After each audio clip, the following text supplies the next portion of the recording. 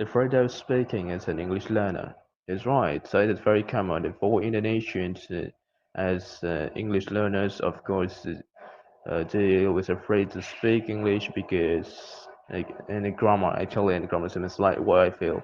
They come from for they currently since even if since the first time I learn English and until now I still don't understand about the grammar and that make me always doubt to arrange a sentence correctly and I can't memorize the tenses one by one because it's totally difficult when I try to speak English and then I think about the tenses.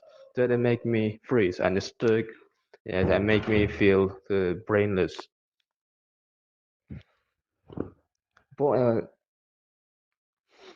for uh, the advanced in English or intermediate level, of course, it's very easy because uh, they they already know about the grammar and the tenses, so they always confident to speak English with it there and then never be afraid of it for them making mistakes. Yes, I think that is the good enough for an English learner. And then for me,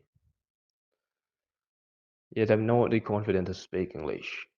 So many weaknesses I have in the English skill, and and I'm never confident when I talk with people who knows English, and maybe they're already fluent in speaking. I'm I'm discouraged. I'm always afraid. It's because I realize that my English is very bad. It's full of the mistakes. I can't arrange a grammar. I can't memorize the sentences. That still be my problem until now. And for the beginner like me, yes, I think afraid of speaking is something normal. Yes, as a beginner, I just waited for someone, you know, for helping me because I always need support. I need assistance from the people. It's all my because all my life I never have an English teacher. Yes, I have a little bit of trauma when I studied English at school when I was a primary. Yes, because it's also my last time studying English at school. Yes, I think so. It's not enough for me to memorize many things about English, like uh, the vocabulary and grammar and the tenses and many more English materials that make me hesitated to uh, study English.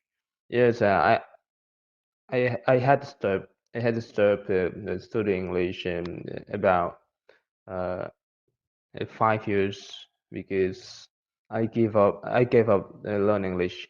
I realized that it's very hard for me as beginner, as Indonesians, and I'm not really interested about English actually, because I have a hobby in the football and the full of English and it must win must I know, and so I play the game and I play stations and always use English in the games.